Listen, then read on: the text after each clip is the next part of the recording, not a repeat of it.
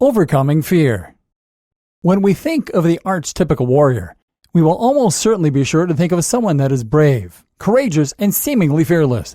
This is a kind of person that will walk into the line of fire, that will speak out against injustice, that will take on enemies that are much greater than themselves. In our personal lives, there are no real dragons to slay. Rather, they take on many other forms, whether they be illness, whether they be debt, or whether they be the struggle of going to the gym every day. How to use fear setting. If you are a fan of reading self-help literature, then chances are that at some point you will have written down your goals.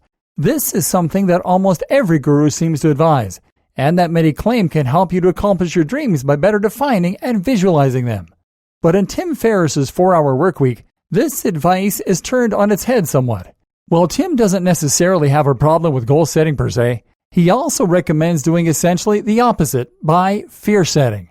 And he claims it can do a great deal more than goal setting when it comes to realizing your goals and getting more from life. What is fear setting? The general idea behind fear setting is that you're defining the fears that are holding you back so that you can face them. In most cases, Tim postulates that after doing this, you'll find that your fears are actually relatively unfounded, and thus you'll move forward and past them.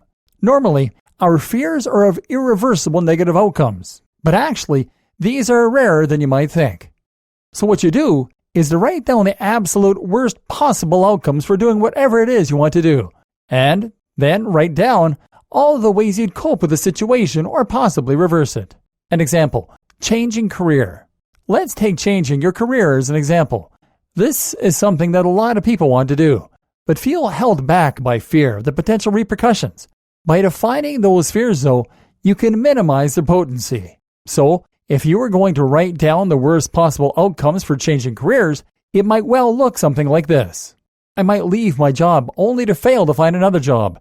I might be unable to pay the mortgage and thus be forced to move home. This could upset my partner so much that they leave me. I might get the job I think I want and find out I hate it more than my last job. I might apply for other jobs only to get rejected by everyone and end up damaging my ego. These are all real concerns. But now, if you think about all the ways you can manage risk and reduce the impacts of those negative outcomes, you'll find your fears aren't all that founded. I can look for jobs without leaving my current job to avoid the risk of unemployment. No one has to know. This will also be a lot less reckless in the eyes of my partner. Alternatively, I could speak to my boss about my problems and see if there are other positions within my organization. If I do end up out of work, I could always speak to my old boss about getting my job back, or work in a supermarket while I look for other work for my dad, live off of savings for a couple of months, or move back home with the parents. If my partner leaves me for trying to become happier, then I need to reassess that relationship. If I don't like the job I find next, then I will feel more confident about job hunting again in the future. If I struggle to get accepted anywhere, I can work on my interview technique, improve my CV, or seek career guidance, all of which will be useful experiences anyway. As you can see then, the very worst scenario is probably not as bad as it seems. It may just mean living off of savings for a while or taking a small step backwards in order to take 2 forwards. Likewise, there are so many ways to minimize the risk of things going wrong. It's actually quite unlikely you'll end up in those positions anyway. In the 4-Hour Workweek, Tim also gives one other piece of advice that I feel is very relevant here. Don't ask for permission. Ask for forgiveness. Take that attitude and outline your fears, and you're on track to a happier version of yourself, as well as to accomplishing so much more.